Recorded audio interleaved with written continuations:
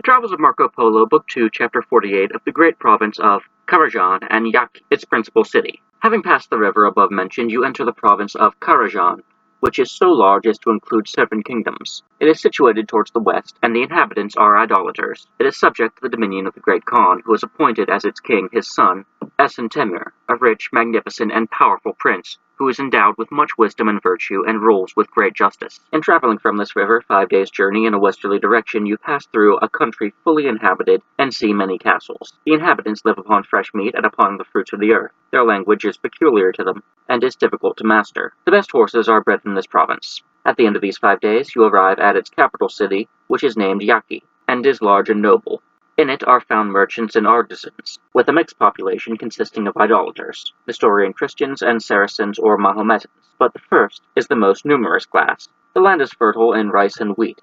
The people, however, do not use wheaten bread, which they think unwholesome, but eat rice. Of other grain, with the addition of spices, they make wine, which is clear, light-colored, and most pleasant to the taste. For money they employ the white porcelain shells found in the sea, and these they also wear as ornaments around their necks. 80 of the shells are equal in value to a saggio of silver or 2 Venetian groats, and 8 saggi of good silver to 1 pure gold. In this country also there are salt springs, from which all the salt used by the inhabitants is derived. The duty levied on this salt produces a large revenue for the emperor.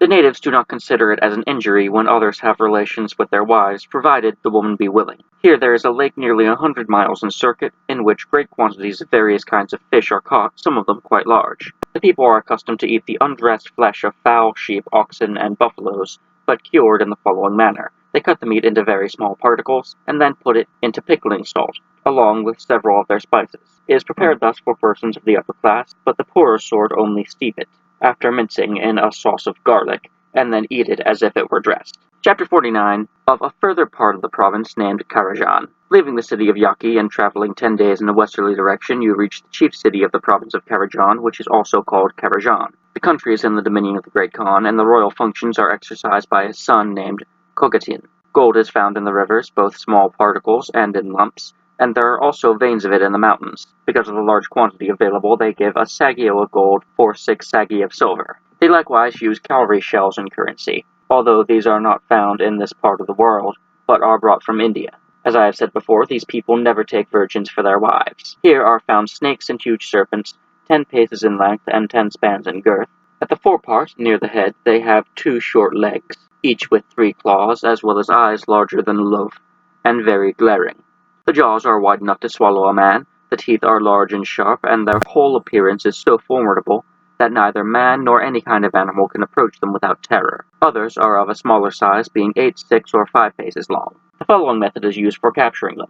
In daytime, by reason of the great heat, they lurk in caverns, but at night they come out to seek their food, and whatever beast they can hold of, they devour. After eating, they drag themselves towards some lake, spring, or river in order to drink. As they move along their shore, their vast weight makes a deep impression as if a heavy beam had been drawn along the sand. Those who hunt them note the path they most frequently use and drive into the ground several wooden stakes tipped with sharp iron spikes, which they cover with sand. Whenever, therefore, the animals make their way towards the places they usually haunt, they are wounded by the spikes and speedily killed. As soon as they see that they are dead, the crows begin to scream, and this serves as a signal to the hunters, who come up to spot and skin the beast, immediately taking care to secure the gall, which is a highly valued medicine. In cases of bite by a mad dog, a pennyweight of it, dissolved in wine, is administered. It is also useful in hastening the delivery when labor pains of woman come on. When a small quantity of it is applied to carbuncles, pustules, or other eruptions in the body, they are soon cured, and it is efficacious in many other complaints. The flesh of the animal is also sold at a high price because it is thought to have higher flavor than any other kinds of meat, and it is esteemed a delicacy by everyone. In this province the horses are of a large size, and while young are carried to India for sale. It is the practice to cut off one joint of the tail in order to prevent them from lashing it from side to side, as the swishing about in riding appears to them vile habit. These people ride with long stirrups, as the French do in our part of the world, whereas the Tartars and almost all other people wear them short, so that they may rise in their stirrups when they shoot their arrows. They have a complete armor of buffalo hide and carry lances, shields, and crossbows. All their arrows are poisoned. I was assured, as a certain fact, that many persons, and especially those who harbor evil designs, also carry poison with the intention of swallowing it in case they are captured and face torture. But the rulers who are aware of this practice also have dog dung, which they make the accused swallow, causing him to vomit the poison. Thus, an antidote is ready against the tricks of these wretches. Before they come under the rule of the Great Khan, these people were addicted to the following brutal custom. When any stranger of fine quality and personal appearance happened to lodge at the house of one of them, he was murdered during the night, not for the sake of his money, but in order that the spirit of the dead person, endowed with his talents and intelligence,